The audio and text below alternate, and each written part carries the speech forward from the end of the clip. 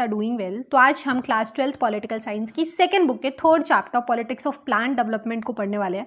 तो first chapter challenges of nation building already uploaded, आप उसको चेक कर सकते हो। सेकंड चैप्टर को एलिमिनेट कर दिया गया है। तो आज हम थर्ड चैप्टर को एक वन शॉट लेक्चर के अंदर पढ़ने वाले हैं। ठीक है, विद इन 35 मिनट्स हम कंप्लीट चैप्टर को कवर करने वाले हैं। इस चैप्टर में यार दो नए टॉपिक्स ऐड हुए हैं, that is NITI Aayog and NDC. दोनों ही टॉपिक्स बहुत इंपॉर्टेंट है, तो मेक श्योर कि आप वीडियो के एंड तक रहे ताकि आपको समझ में आ जाए।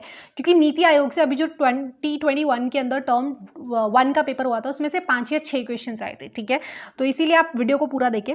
साथ के साथ आपको नोट्स की पीडीएफ डिस्क्रिप्शन बॉक्स में मिल जाएगी। जो most repeated previous year questions होते हैं उनको भी हम वीडियो में पढ़ने वाले हैं। साथ के साथ कार्टून बेस्ड क्वेश्चन को क्वेश्चन फॉर्मेट में हम डिस्कस करने वाले हैं। तो ये सब आपको इस वीडियो में मिलने वाला है। तो बिना किसी देरी के वीडियो को स्टार्ट करते हैं। स्टार्टिंग के पहले पेज के ऊपर उड़ीसा की एक केस स्टडी दी गई है। तो बेसिकली यार उड़ीसा के अंदर काफी सारे आयरन और रिजर्व्स थे, इसीलिए बहुत सारे फॉरेन इन्वेस्टर्स यहाँ पे आके इन्वेस्टमेंट करना चाहते थे। ठीक है, तो इसी चीज को ध्यान में रखते हुए जो वहाँ की स्टेट गवर्नमेंट होती है वो एक कोरियन कंपनी के साथ मेमोरेंडम ऑफ अंडरस्टैंडिंग साइन कर लेते हैं कि आप आओ यहाँ पे इन्वेस्टमेंट करो, ठीक है, इंडस्ट्रीज लगाओ। तो गवर्नमेंट का बेसिक एम ये था कि एक तो डेवलपमेंट होगी स्टेट की, साथ के साथ कैपिटल इन्वेस्टमेंट होगी तो स्टेट के पास पैसा आएगा और काफी सारी इंप्लॉयमेंट अपॉर्चुनिटीज जनरेट होगी। ठीक है, अब इसी सिचुएशन को हम एक ट्राइबल पॉपुलेशन के पर्सपेक्टिव से समझते हैं। तो जब इंडस्ट्रीज आएगी तो उनके घरों को हटा दिया जाएगा, उनको डिस्प्लेस कर दिया जाएगा, फॉरेस्ट काट दिए जाएंगे, तो जो उनका लाइवलीहुड डिपेंड होता था फॉरेस्ट प्रोडक्ट्स के ऊपर वो बिल्कुल खत्म हो जाएगा। ठीक है, तो कितनी ज्यादा प्रॉब्लम होगी इनको।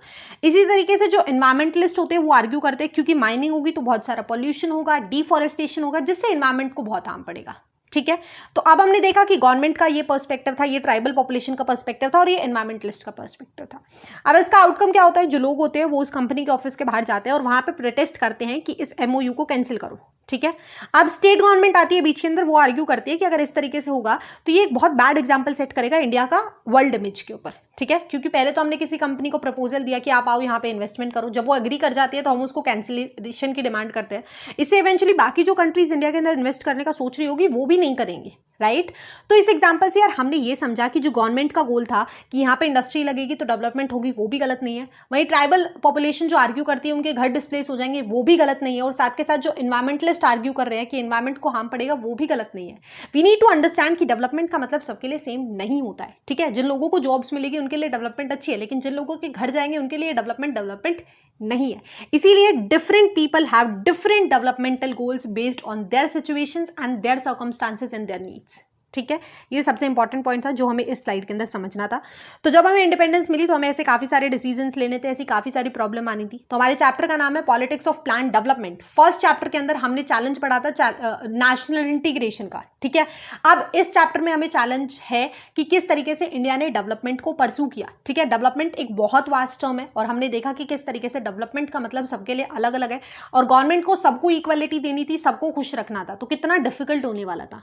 तो ऐसे केस के अंदर यार हम क्या कर सकते हैं, हम एक तो एक्सपर्ट से एडवाइस ले सकते हैं कि जो पॉल्यूशन होने वाला है उसको क्या ऑल्टरनेटिव्स हो सकते हैं। ठीक है, इसके साथ साथ अब जो ट्राइबल पॉपुलेशन को डिस्प्लेस करना था उनको पैसे देने चाहिए, उसके कंपेंसेशन के, जो भी उनके घर वगैरह टूटेंगे। साथ के साथ उनको रिहेबिलिटेशन फैसिलिटीज देनी चाहिए, कोई दूसरी जगह उनके लिए देनी चाहिए कि आप वहां पे जाके सेटल अप हो सकते हो। तो कुछ इस तरीके से सारी चीजें प्लान आउट करनी पड़ती है, तभी जाके वो डेवलपमेंट, एक्चुअल डेवलपमेंट सबके लिए साबित हो पाती है। ठीक है, तो ये कुछ प्रॉब्लम्स थी जो हमें फेस करनी थी। तो हमें एक बेसिक आइडिया लग गया है कि डेवलपमेंट कोई हलवा नहीं था, राइट। काफी सारे चैलेंजेस थे उस टाइम पे। ठीक है, तो जब हमें इंडिपेंडेंस मिलती है हमारे सामने दो मॉडल होते हैं, या तो हम कम्युनिस्ट सोशलिस्ट देख सकते हैं या फिर हम लिबरल कैपिटलिस्ट देख सकते हैं।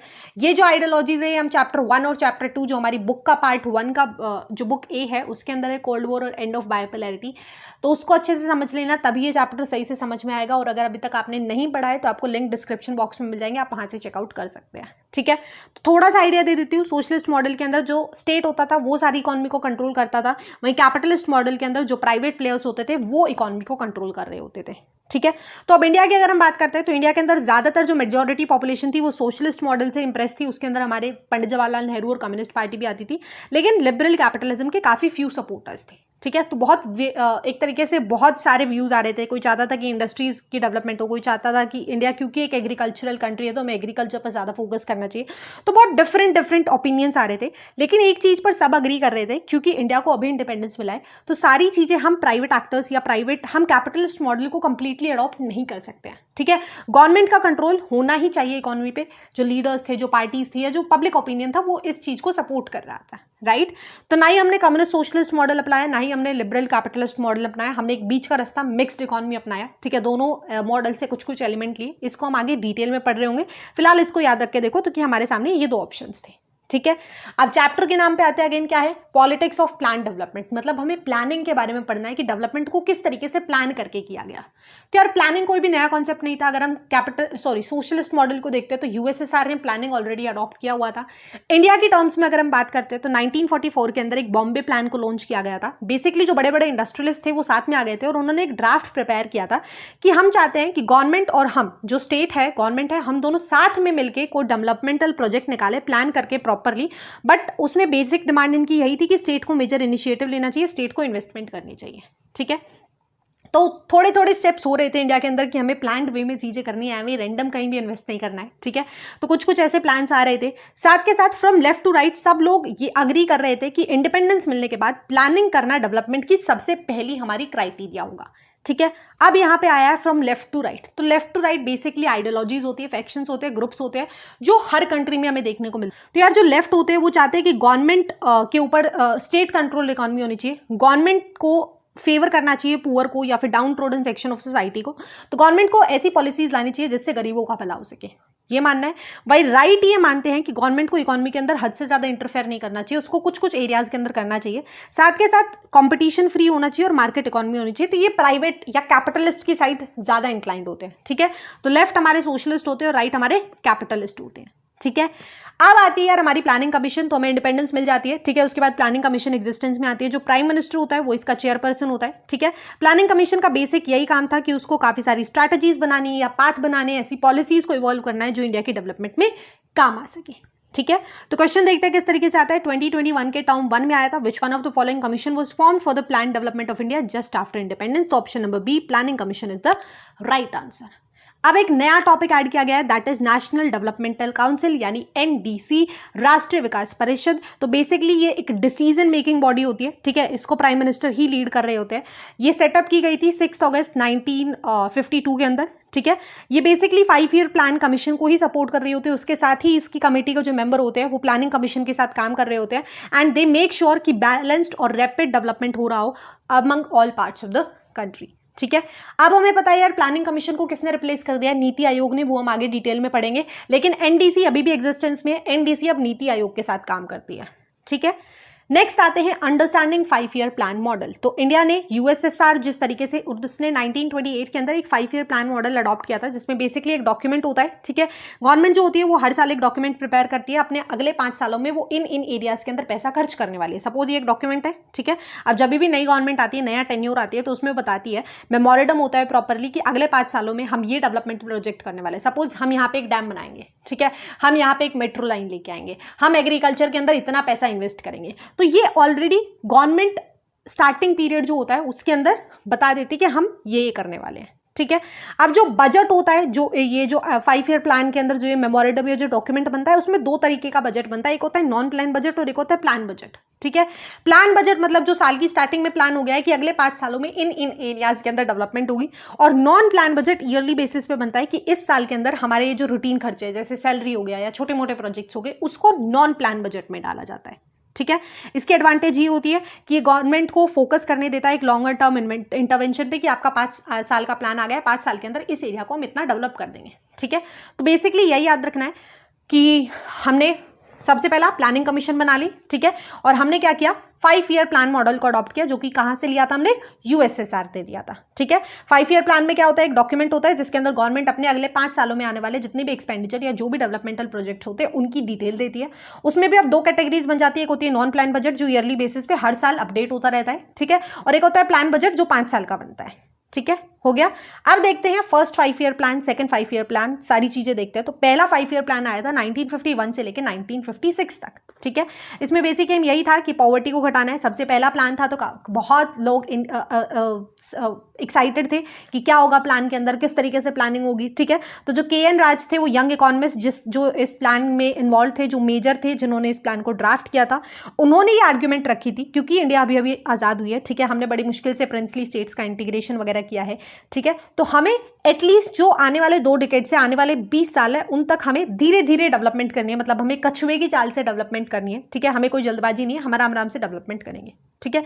अब प्रॉब्लम क्या थी यार इस टाइम पे, जब पार्टीशन हुआ था तो उसमें एग्रीकल्चर सेक्टर बहुत ज़्यादा हिट हुआ था। जो ऑलमोस्ट 70% नॉन इरीगेशन एरिया था, जहाँ पे बारिश ज़्यादा होती थी, वो पाकिस्तान के पास चला गया था, ठीक है। ज़्यादातर इंडस्ट्रीज पाकिस्तान के पास चली गई थी एग्रो बेस्ड, तो इसीलिए एग्रीकल्चर को बहुत अर्जेंट अटेंशन चाहिए थी, ठीक है। तो जो पहला 5 ईयर प्लान आया उसके अंदर एग्रीकल्चर सेक्टर को ही फोकस किया गया, ठीक है। काफ़ी सारे प्रोजेक्ट्स आए, जैसे कि भाखरा नांगल डैम बनाया गया, ठीक है। इसके अलावा लैंड रिफॉर्म्स पे बहुत ज़्यादा फोकस किया गया था, जैसे कि अपर सीलिंग लगाई गई थी, जमींदारी को अबॉलिश किया गया था, वो हम आगे डिटेल में पढ़ने वाले हैं, ठीक है। और इस प्लान का बेसिक एम यही था कि हम इंडिया क्योंकि एक एग्रीकल्चरल कंट्री है, हम एग्रीकल्चरल सेक्टर में ही इन्वेस्ट करेंगे ताकि लोगों की इनकम रेज हो जाए और उनकी कुछ सेविंग्स हो जाए, और जब सेविंग्स होगी तो वहां पे रूरल डेवलपमेंट होगी, ठीक है। ये बेसिक एम था हमारे फर्स्ट 5 ईयर प्लान का। अब आते हैं सेकेंड 5 ईयर प्लान पे, तो वो हुआ था 1956 से लेकर 1961 तक। तो फर्स्ट 5 ईयर प्लान के अंदर हमने एग्रीकल्चर पे फोकस कर लिया था। अब सेकेंड 5 ईयर प्लान के अंदर इंडस्ट्रीज पे फोकस किया गया था, ठीक है। इसको किसने ड्राफ्ट किया था? पीसी महालनोबिस। ये नाम याद रखना, एमसीक्यू में भी आ जाते हैं, कैसे भी करके आते हैं, ठीक है। अब ये जब प्लान फाइनलाइज होने ही वाला था तो कांग्रेस पार्टी ने अपने एक रेजोल्यूशन हुआ था अवध के अंदर, उसमें क्लियरली बिल्कुल ओपनली बोल दिया था कि हम सोशलिस्ट पैटर्न ऑफ सोसाइटी अपनाने वाले हैं, हम सोशलिस्ट मॉडल अपनाने वाले हैं, ठीक है। तो गवर्नमेंट ने क्या किया, अब क्योंकि सेकंड 5 ईयर प्लान के अंदर हमें इंडस्ट्रीज को डेवलप करना है, तो गवर्नमेंट ने जो भी इंपोर्ट्स होते थे बाहर से, जो भी चीजें आती थी, उनके ऊपर टैरिफ लगा दिया, उनके ऊपर हाई टैक्स लगा दिया, ठीक है। तो अब इवेंचुअली क्या होगा, लोग उन चीजों को नहीं खरीदेंगे, रादर देन जो हमारी ट्रेडिशनल इंडस्ट्रीज है, जो हमारे डोमेस्टिक प्रोडक्ट्स है, उनको लोग खरीदेंगे, ठीक है, प्रोडक्ट्स की बजाय, ठीक है। तो इसीलिए इससे क्या हुआ, पब्लिक और प्राइवेट सेक्टर को ग्रो करने में हेल्प हुआ, ठीक है। साथ के साथ अब काफ़ी सारी इंडस्ट्रीज आई, इलेक्ट्रिकल इंडस्ट्रीज आई, रेलवे इंडस्ट्रीज आई, स्टील इंडस्ट्रीज, मशीनरीज, ये पब्लिक सेक्टर के अंदर डेवलप हुई। गवर्नमेंट ने इनका ठेका लिया, गवर्नमेंट ने इनको अंडरटेक किया और वहाँ पे डेवलपमेंट हुई। अब फर्स्ट फेज के अंदर एग्रीकल्चर में काफ़ी अच्छा खासा डेवलपमेंट हो गया था, लोगों ने जो इन्वेस्टमेंट की थी वो उन्होंने इंडस्ट्रीज के अंदर इन्वेस्ट की, तो इन्वेस्टमेंट बढ़ रही थी, ठीक है। सेविंग और इन्वेस्टमेंट दोनों ही बढ़ रही थी। तो सेकेंड 5 ईयर प्लान भी ओवरऑल ठीक ठाक था इंडस्ट्रीज की डेवलपमेंट के लिए। लेकिन इस प्लान को जब इंप्लीमेंट किया तो काफ़ी सारी प्रॉब्लम्स थी, क्योंकि इंडिया एक टेक्नोलॉजिकली बैकवर्ड कंट्री था, ठीक है। अब इंडस्ट्रीज लानी है तो हमें टेक्नोलॉजी तो अच्छी चाहिए ना, एडवांस्ड हमें मशीनरी चाहिए। तो इवेंचुअली क्या हो रहा था, हमारा बहुत सारा जो फॉरेन रिजर्व था, फॉरेन जो पैसा था, वो ग्लोबल मार्केट में इन्वेस्ट हो रहा था, क्योंकि हम टेक्नोलॉजी खरीद रहे थे, ठीक है। सेकेंड प्रॉब्लम ये थी, क्योंकि सेकेंड 5 ईयर जो प्लान था उसमें ज़्यादा फोकस इंडस्ट्रीज पे था, कहीं ना कहीं एग्रीकल्चर को नेग्लेक्ट कर दिया गया, तो फूड शॉर्टेज की काफ़ी ज़्यादा पॉसिबिलिटी थी, ठीक है। और थर्ड ये थी कि इंडियन प्लानर्स को इंडस्ट्री और एग्रीकल्चर के बीच बैलेंस करना बहुत डिफिकल्ट हो रहा था, क्योंकि पहले 5 सालों में आपने एग्रीकल्चर पे फोकस कर दिया, अब एग्रीकल्चर बिल्कुल नेग्लेक्ट हो रहा है, ठीक है। तो ये कुछ मेजर प्रॉब्लम्स थी इस प्लान की। तो अब क्वेश्चन किस तरीके से आता है, जैसे 2019 में आया, describe any 3 features of second 5 year plan, और हमें वो प्रॉब्लम्स भी लिखनी है जो इससे इंप्लीमेंटेशन के टाइम पे हमने फेस की थी। तो अभी हमने पढ़ा कि 3 फीचर्स हम बता देंगे और फिर 2 प्रॉब्लम्स जो हमने अभी भी देखी वो भी बता देंगे। इसके अलावा क्वेश्चन इस तरीके से भी आता है कि आपको फर्स्ट 5 ईयर प्लान और सेकंड 5 ईयर प्लान का डिफरेंस बताना है, तो उसको हम डिटेल में लिखेंगे, ठीक है। अब चलते हैं थर्ड 5 ईयर प्लान की तरफ। तो वो आया था 1961 से लेकर 66 तक। इसके अंदर दोनों ही एग्रीकल्चर और इंडस्ट्रियल सेक्टर को ध्यान में रख के प्लान बनाया गया था, दोनों ही सेक्टर्स के अंदर इन्वेस्टमेंट की गई थी, ठीक है। इस फेज तक आते आते हमने फूड ग्रेन के अंदर सेल्फ सफिशिएंसी अटेन कर ली थी, साथ के साथ एम्प्लॉयमेंट अपॉर्चुनिटीज भी एक्सपैंड हो रही थी, क्योंकि इंडस्ट्रीज एक्सपैंड हो रही थी, ठीक है। लेकिन क्रिटिक्स कहती हैं कि सेकंड 5 ईयर प्लान और थर्ड 5 ईयर प्लान में ज़्यादा कुछ डिफरेंस नहीं था। वो बोलते हैं कि थर्ड 5 ईयर प्लान के अंदर भी एग्रीकल्चर सेक्टर को इग्नोर किया गया था, नेग्लेक्ट किया गया था, और अर्बन बायस यानी इंडस्ट्रियलाइजेशन के ऊपर ही ज़्यादा फोकस किया गया था, ठीक है। अब आता है फोर्थ 5 ईयर प्लान। तो फोर्थ 5 ईयर प्लान आना था 1966 के अंदर, लेकिन वो बहुत ज़्यादा डिले हो जाता है और वो 3 साल बाद 1969 के अंदर आता है। तो बिटवीन 96 टू 1969 3 ईयर तक डिले होता है, और 3 ईयर्स तक 1 ईयर प्लान चलता है। काफ़ी सारे रीजंस थे, एक तो इंडो चाइना वॉर हो गया था 1962 के अंदर, ठीक है, फिर इंडो पाकिस्तान वॉर हो गया था, फिर ड्रॉट आ गए थे जिससे फूड सफिशिएंसी बहुत ज़्यादा कम हो गई थी, फिर ऑयल प्राइसेस राइज हो गए थे, इसके अलावा प्राइम मिनिस्टर नेहरू की डेथ हो गई थी। तो गवर्नमेंट ने क्या प्लान किया कि हम थोड़े टाइम तक 5 ईयर प्लान, जो एक बड़ा प्लान हम बनाते हैं, हम उसको पोस्टपोन करते हैं, हम ईयरली प्लान्स बनाना स्टार्ट कर देते हैं, ठीक है। तो अब आता है कार्टून बेस्ड क्वेश्चन जो कि हमारा पेज नंबर 92 पे दिया गया है। तो यहाँ पे पूछा गया है who is addressing the people in the cartoon. तो ये कौन है? पंडित जवाहरलाल नेहरू। हमें अच्छे से लिखना होगा that Pandit Jawaharlal Nehru is addressing the people in the cartoon. Simple लिख के नहीं छोड़ना है। अगर हम पूरा लाइन लिखते हैं नंबर हमको तब भी पूरे ही मिलेंगे, बट एक टीचर के ऊपर इंपैक्ट पड़ता है कि बच्चा पूरा अच्छे से आंसर लिख रहा है। ठीक है। सेकंड क्वेश्चन है what does the people symbolise it. अब जो ये लोग बैठे हैं क्या सिंबलाइज कर रहे हैं? The people sitting on the cartoon are starved people. ये गरीबी को पोर्ट्रे कर रहे हैं, दे आर सिंबलाइजिंग पॉवर्टी। ठीक है। नेक्स्ट लिखा गया on which plan the cartoon is highlighting. तो यहाँ पे लिखा गया प्लान थर्ड 5 ईयर प्लान की तरफ। जो पंडित नेहरू वो इनको बोल रहे हैं कि हम डेवलपमेंट की तरफ जा रहे हैं। ठीक है। नेक्स्ट टॉपिक आता है डिसेंट्रलाइज्ड प्लानिंग केरला मॉडल। तो अभी तक यार हमने सेंट्रलाइज्ड प्लानिंग देखी, मतलब सेंटर एक प्रॉपर प्लान बना रहा है जो all over the country implement हो रहा है सभी लोगों को ध्यान में रख के। डिसेंट्रलाइजेशन पता है ना कि जो फेडरलिज्म का मॉडल होता है कि सेंटर की कुछ पावर स्टेट को दे दी जाती है, तो दैट इज डिसेंट्रलाइज। तो हम यहाँ पे स्टेट लेवल पे प्लानिंग पढ़ेंगे। तो यहाँ पे हमें केरला का एग्जाम्पल बहुत ज्यादा अच्छा है। तो केरला ने बेसिकली क्या किया था 1987 से लेकर 1991 तक काफी न्यू डेमोक्रेटिक इनिशिएटिव्स लिए थे, जिसके अंदर वॉलंटरीली सिटीजन ऑर्गेनाइजेशंस बनाई गई थी, जिसमें लोग अपने सजेशंस दे सकते थे, अपने व्यू पॉइंट्स दे सकते थे कि डेवलपमेंटल मॉडल में इस तरीके से होना चाहिए। तो यार गवर्नमेंट जो है वो एक ऑफिस के अंदर बैठी है, लेकिन ग्राउंड लेवल पे जो रियलिटी है वो वहां के लोग ही अच्छे से बता सकते हैं। तो इसीलिए गवर्नमेंट ने क्या किया, गवर्नमेंट ने लोगों को इस प्लानिंग प्रोसेस के अंदर पार्टिसिपेट कराया कि आप बताओ आपके एरिया के अंदर क्या प्रॉब्लम है और उसका क्या सोल्यूशन हो सकता है। ठीक है। तो इसी तरीके से लोगों को पंचायत, ब्लॉक समिति और डिस्ट्रिक्ट लेवल के जो पंचायत लेवल पे होती है उनके अंदर भी उनको प्लान मेकिंग में उनका काम बंटवाना स्टार्ट किया है। तो बेसिकली जो ये इनिशिएटिव लिया गया था इसके अंदर जो केरला था उसने ज़्यादा से ज़्यादा फोकस किया एजुकेशन के ऊपर, हेल्थ के ऊपर, लैंड रिफॉर्म्स के ऊपर, इफेक्टिव फूड डिस्ट्रीब्यूशन और पॉवर्टी एलिवेशन के ऊपर। ठीक है। And despite being low per capita income और रिलेटिवली लो इंडस्ट्रियल बेस, आज के टाइम पे केरला ने ऑलमोस्ट टोटल लिटरेसी अचीव कर लिया, लॉन्ग लाइफ एक्सपेक्टेंसी है, low infant and female mortality rate है, इसके अलावा हाई बर्थ रेट है and high access to medical care है। और ये सब पॉसिबल हो पाया जब गवर्नमेंट ने वहां के लोगों को प्लानिंग के अंदर शामिल किया। ठीक है। उनसे ओपिनियन ले और उनके अकॉर्डिंग काम किया। ठीक है। तो ये एक काफी अच्छी केस स्टडी थी। इसी के ऊपर बेस्ड एक पैसेज है, पैसेज को हम नहीं पढ़ रहे हैं, वही सब लिखा हुआ है। तो 2020 के अंदर आया था 5 मार्क्स के अंदर। हम डायरेक्टली क्वेश्चंस की तरफ आते हैं। तो what is meant by centralised planning. तो सेंट्रलाइज्ड प्लानिंग जहां पे सेंटर मेन होती है, जो सेंट्रल गवर्नमेंट होती है उसके थ्रू पूरी कंट्री के लिए, ओवरऑल नेशन के लिए प्लान्स बनाए जाते हैं। ठीक है। नेक्स्ट है in which 2 ways is decentralisation better than centralisation. हमें बताना है कि कौन से 2 तरीके हैं जिसके अंदर decentralisation is far better than centralisation.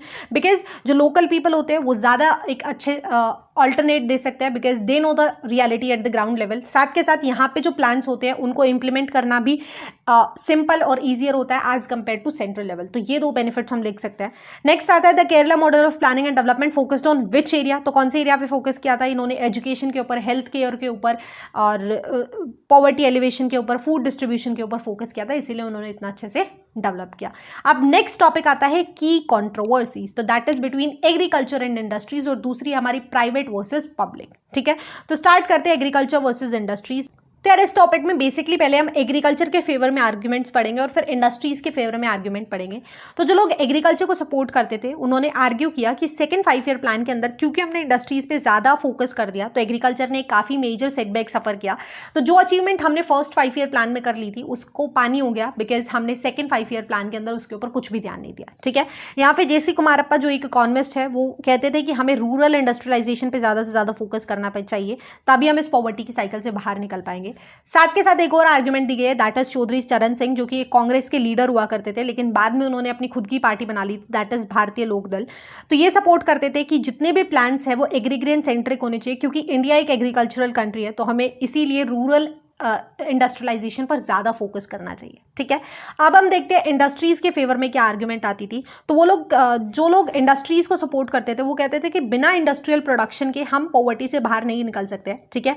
तो बेसिकली ये आर्ग्यू करते थे कि प्लानिंग के अंदर एग्रीग्रेन स्ट्रैटेजी हमारे पास ऑलरेडी है, इंडिया ऑलरेडी एक एग्रीकल्चरल नेशन है, तो हम ऑलरेडी फूड ग्रेन्स के अंदर सस्टेनेबल है, हमें अब अपने रिसोर्सेज को पुल आउट करके ज़्यादा से ज़्यादा इंडस्ट्रीज़ के ऊपर फोकस करना चाहिए। ठीक है। तो नेक्स्ट चलते हैं प्राइवेट वर्सेस पब्लिक पर। तो सबसे पहले मिक्स्ड इकोनॉमी को देखते हैं। तो इंडिया ने ना तो कैपिटलिस्ट मॉडल को अडॉप्ट किया था और ना ही सोशलिस्ट मॉडल को अडॉप्ट किया था, बजाय कि हमने दोनों ही मॉडल्स के कुछ कुछ एलिमेंट्स को मिला करके एक मिक्स्ड इकोनॉमिक मॉडल निकाला था।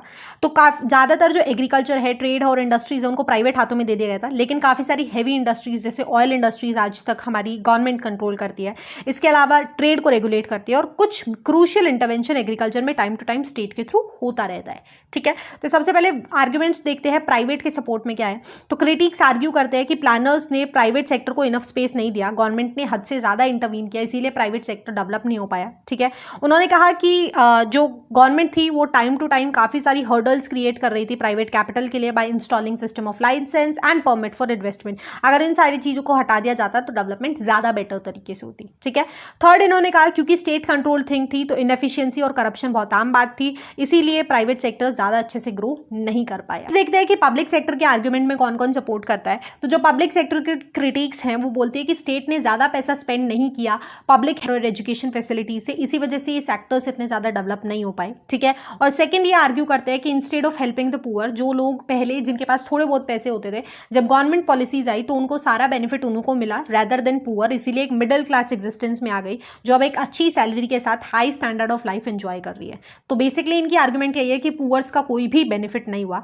तो अब क्वेश्चंस किस तरीके से आते हैं, जैसे 2016 में आया था 4 मार्क के अंदर, evaluate the major outcomes of the Indian model of mixed economy. तो इसके अंदर हमें प्राइवेट वर्सेस पब्लिक की ही दोनों आर्ग्यूमेंट्स डालनी होगी। ठीक है, अब एक कार्टून दिया गया है पेज नंबर 56 पे।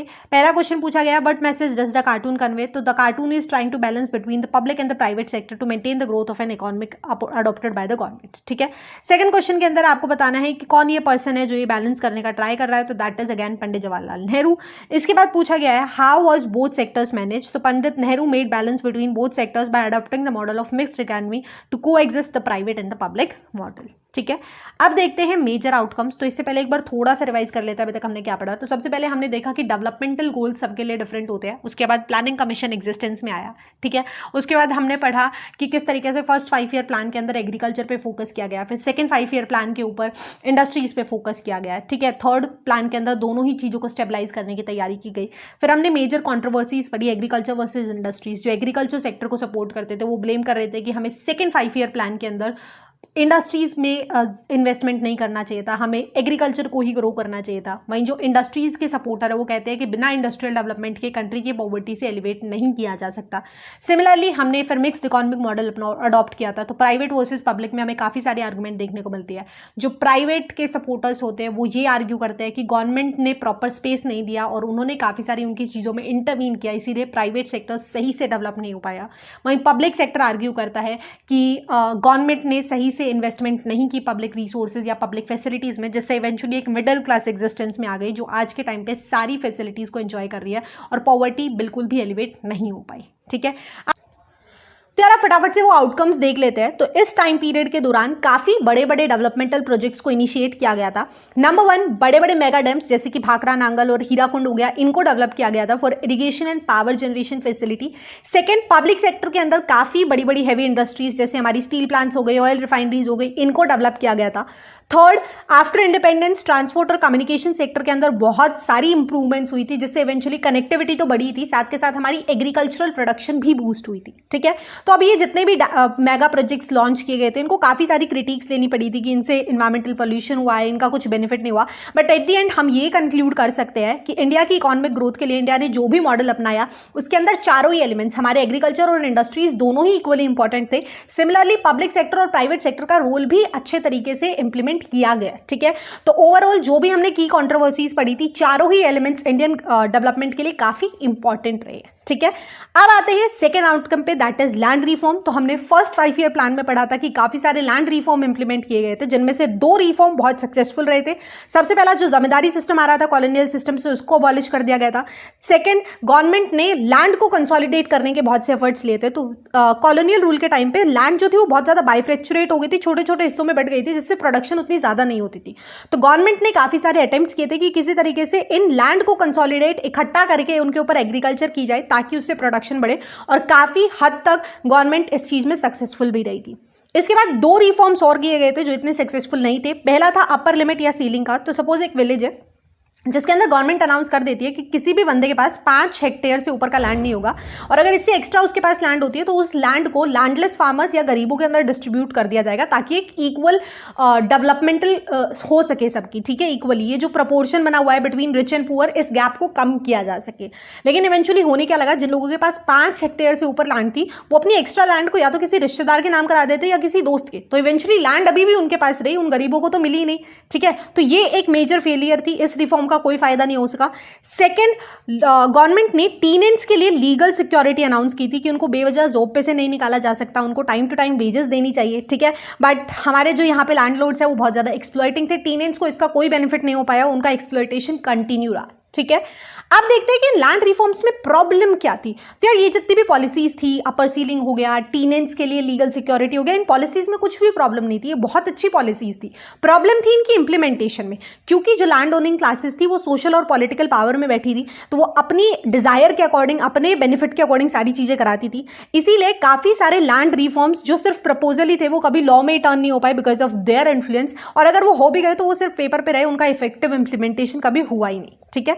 तो अब देखते हैं क्वेश्चन किस तरीके से आता है। जैसे 2019 में आया था कि हमें 2 ऐसे रिफॉर्म्स बताने हैं जो इंडिपेंडेंट इंडिया के अंदर इंट्रोड्यूस किए थे, जो 2 तो सक्सेसफुल रहे और 2 जो नॉन सक्सेसफुल रहे। तो सक्सेसफुल रहे थे हमारे अबोलिशन ऑफ जिम्मेदारी and consolidation of land, and unsuccessful रहे थे हमारे legal security for tenants and upper ceiling. Bihar the victim of 1960s food crisis. तो 1965 से लेकर 1967 तक लगातार 2 साल तक बहुत मेजर सूखा आया था हमारी कंट्री के अंदर, ठीक है। इसीलिए 4th 5 ईयर प्लान भी 3 साल तक डिले हो गया था। तो इसके अंदर जो वर्स्ट सफरर था वो ये था यार बिहार, ठीक है। तो बेसिकली इतनी ज्यादा फूड क्राइसिस वहां पे हो गई थी कि जो कैलोरी इनटेक था उनका 2200 पर कैपिटा से घट के 1200 पर कैपिटा आ गया था। इसके अलावा जो डेथ रेट था वो 34% इंक्रीज हो गया था और इन्फ्लेशन बहुत ज्यादा हाई था, ठीक है। तो बेसिकली इसमें एक मेजर इंपैक्ट पड़ता है यार जूनिंग पॉलिसी का। तो जूनिंग गवर्नमेंट ने एक पॉलिसी इंट्रोड्यूस की हुई थी कि सपोज हरियाणा के अंदर जो व्हीट प्रोडक्शन है वो हरियाणा के विदिन तो कहीं पे भी आप बेच सकते हो, लेकिन आप उसको किसी दूसरे स्टेट बिहार या फिर पंजाब वगैरह में नहीं बेच सकते हो, ठीक है।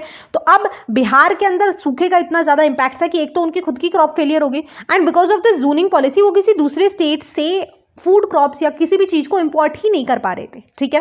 तो इसी वजह से बिहार की कंडीशन बहुत ज्यादा खराब रही और ये भी रीजन रहता है कि बिहार आज भी बैकवर्ड एरियाज के अंदर आता है, ठीक है।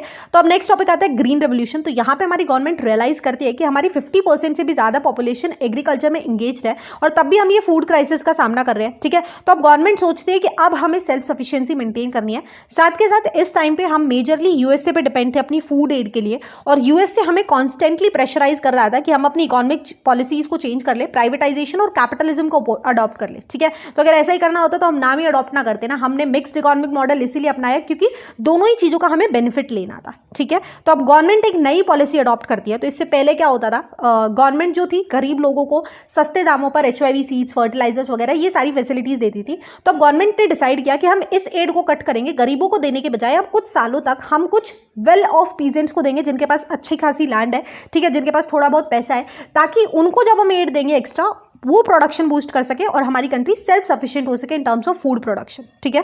तो गवर्नमेंट ने ऐसा ही किया, HYV सीड्स, फर्टिलाइजर्स जो वेल ऑफ फार्मर्स थे उनको देना सप्लाई किया। साथ के साथ गवर्नमेंट ने ये भी एश्योरेंस दी कि एक गिवन प्राइस रेट के ऊपर उनका प्रोडक्ट वो खरीदेगी no matter whatever happens, ठीक है। तो this is what is we called as green revolution. यहां से ग्रीन रेवोल्यूशन की स्टार्टिंग हुई थी, हरित क्रांति की स्टार्टिंग हुई थी, ठीक है। इसमें मेजर बेनिफिशियरीज थे तो इसके मेजर बेनिफिशियरीज रिच पीजेंट्स और लार्ज लैंड होल्डर्स थे, उत्तर प्रदेश, हरियाणा और पंजाब के मेजर थे, ठीक है। बट इससे अब काफ़ी सारी प्रॉब्लम्स हुई थी। अब जिन गरीबों को थोड़ी बहुत हेल्प जो गवर्नमेंट दे रही थी अब वो भी कट हो गई है, ठीक है। तो एक जो ये रिच और पुअर का गैप था ये बहुत ज़्यादा बढ़ गया था। एंड एक्सेप्ट पंजाब, हरियाणा और वेस्टर्न उत्तर प्रदेश, बाकी स्टेट्स की जो डेवलपमेंट थोड़ी बहुत हो रही थी because of the government aid वो बिल्कुल ही कम हो गई थी, ठीक है। भले ये 3 स्टेट्स डेवलप हो गए, बाकी स्टेट्स के ऊपर मेजर इंपैक्ट पड़ा था। साथ के साथ एक आर्ग्यूमेंट या डिबेट आज के टाइम पे कि ग्रीन रेवोल्यूशन में बहुत सारा एनवायरमेंटल पोल्यूशन हुआ था क्योंकि काफी एग्रो बेस्ड इंडस्ट्रीज को डेवलप किया गया था, ठीक है। इसके अलावा 2 मेजर आउटकम्स और थे। हमने पढ़ा था कि लेफ्ट विंग जो होती है वो पुअर पीपल को सपोर्ट करती है, दे वांट कि गवर्नमेंट की सारी पॉलिसीज पुअर पीपल के अराउंड सेंटर करे। तो जब ऐसा नहीं हुआ तो इनको एक मौका मिल गया था, ठीक है, to organise the poor peasants. तो काफी सारे प्रोटेस्ट हुए थे। सेकेंड, इस टाइम पे यार एक एग्जिस्टेंस आ गई थी मिडिल क्लास की, ठीक है। अब गवर्नमेंट ने क्या किया था, गवर्नमेंट ने उन लोगों को हेल्प की थी जिनके पास मीडियम साइज होल्डिंग थे, उनको कुछ कुछ बेनिफिट मिले थे। तो अब जब उनको ऐसे बेनिफिट्स मिले तो वो बहुत ज्यादा पावर में आ गई थी, ठीक है। और ये वही मिडिल क्लास है जो अब एग्जिस्टेंस में आ गई है, जो अब एक हाई स्टैंडर्ड ऑफ लाइफ जी रही है, ठीक है। ये हो गया। तो अब ग्रीन रेवोल्यूशन से बहुत सारे क्वेश्चंस आते हैं। क्वेश्चन इस तरीके से आ सकता है जैसे 2015 में आया 4 मार्क में, describe any 4 consequences of green revolution. ये हम आसानी से लिख सकते हैं। या फिर आ जाएगा कि आपको 2 पॉजिटिव बताने और 2 नेगेटिव बताने। तो पॉजिटिव के अंदर हमारे पास है कि एक तो हम सेल्फ सफिशिएंट हो गए थे, ठीक है। इसके अलावा सेल्फ सफिशिएंट हो गए थे, और जो पंजाब, उत्तर प्रदेश और ये वाला जो एरिया है ये बहुत मेजरली डेवलप हो गया था और काफ़ी सारी इंडस्ट्रीज डेवलप हुई थी, जिससे इवेंचुअली हमारी इकॉनमी बूस्ट हुई थी। ठीक है। सेकंड, 2 नेगेटिव के अंदर हम यही बता सकते हैं कि gap between rich and poor बहुत ज़्यादा वाइडन हो गया था। ठीक है। और इसके अलावा हम लिख सकते हैं एनवायरमेंटल पोल्यूशन हुआ था। ओके तो अब जिस तरीके से ग्रीन रेवोल्यूशन हुआ था वैसे ही एक वाइट रेवोल्यूशन हुआ था जिसको बोलते हैं ऑपरेशन फ्लड। तो ये था बेसिकली मिल्क को लेके। तो ये रेवोल्यूशन स्टार्ट किया था वर्गीस कुरियन ने, इसे बोलते हैं मिल्कमैन ऑफ इंडिया, नाम याद रखना, 1 मार्क में आता है। ठीक है। तो एक आनंद करके एक जगह, एक टाउन थी, छोटा सा कस्बा था गुजरात के अंदर, वहां पे ये जो अमूल हमें आज देखने को मिलता है वहां से स्टार्टिंग हुई थी, जिसमें अबाउट 2 या 2 से हाफ मिलियन मिल्क प्रोड्यूसर आए थे। तो इसमें बेसिकली हुआ ये था कि the white revolution aimed at increasing milk production by bringing the producer and consumer closer by eliminating the middleman को बिल्कुल कट कर दिया गया था, प्रोड्यूसर और कंज्यूमर को डायरेक्टली कॉन्टैक्ट में ला दिया गया था। ठीक है। इसका बेसिक एम यही था कि एक तो एम्प्लॉयमेंट जनरेट करनी है, साथ के साथ रूरल हाउस होल्ड के अंदर इनकम और सेविंग्स को इंक्रीज करना है, जिससे कि पॉवर्टी एलिवेट हो सकेगी रूरल एरियाज के अंदर। ठीक है। तो अब तो यहाँ हमारे चैप्टर का लास्ट टॉपिक खत्म होता है। उसके बाद एक पैरा और दिया गया था, ये समझाती हूँ। उससे पहले कंफ्यूज मत होना कि हमने एक्चुअली में क्या अडॉप्ट किया है। आज तक हमारा एक मिक्स्ड इकोनॉमिक मॉडल चलता आ रहा है, ना हमने कैपिटलिस्ट को अडॉप्ट किया है प्रॉपरली, ना हमने सोशलिस्ट को कराया। प्राइवेटाइजेशन और पब्लिक दोनों डिफरेंट सेक्टर साथ के साथ काम करते रहते हैं। ठीक है। अब 1960s तक की तो कहानी हमने पढ़ ली कि लैंड रिफॉर्म्स हुए थे, फर्स्ट 5 ईयर प्लान में हुआ था, सेकंड में हुआ था, थर्ड में हुआ था। बट 1960 के बाद लीडरशिप में चेंज आता है, नेहरू की डेथ हो जाती है, इंदिरा गांधी आती है। ठीक है। और इंदिरा गांधी का अगर आप टाइम पीरियड देखते हो तो उसके अंदर जितने भी प्रोग्राम्स थे वो सोशलिस्ट पॉलिसी की तरफ ज्यादा इंक्लाइन थी। ठीक है। इन्होंने पावर में आने के साथ प्राइवेट इंडस्ट्रीज पे रिस्ट्रिक्शन लगा दिए, 14 बैंक्स को नेशनलाइज कर दिया, और ज्यादातर जो इनके प्रोग्राम्स थे वो प्रो पुअर प्रोग्राम्स थे। ठीक है। तो आफ्टर 1960s ऑलमोस्ट जब तक इंदिरा गांधी पावर में रहती है, सोशलिस्ट हमारी एक तरीके से ज्यादा इंक्लाइनेशन पब्लिक सेक्टर में होता है। ठीक है। लेकिन ये जो स्टेट लेड इकोनॉमिक डेवलपमेंट था ये भी ज्यादा टाइम के लिए नहीं चला, बिकॉज 1950 से 1980 तक की अगर हम ग्रोथ देखते हैं तो काफी भद्दे रेट पे हमारी इकोनॉमी ग्रो हो रही थी, दैट वाज 3 to 3.5%। तो लोगों को जो ये फेथ आया था सोशलिस्ट सिस्टम में कि गवर्नमेंट को सारी पॉलिसीज लेनी चाहिए, उसके अंदर धीरे धीरे वो लूज करते जा रहे थे because of the inefficiency and the corruption. इससे आउटकम ये हो रहा था कि जो पॉलिसी मेकर्स थे वो इंडियन इकोनॉमी के अंदर स्टेट की जो इंटरवेंशन है उसको रिड्यूस करना चाह रहे थे, और 1980s के ऑनवर्ड हमें काफी सारी चीजें ऐसे देखने को मिली भी है। नेक्स्ट टॉपिक पे आते हो तो दैट इज नीति आयोग। यहाँ पे लिखा नहीं हुआ है but I will mention it here.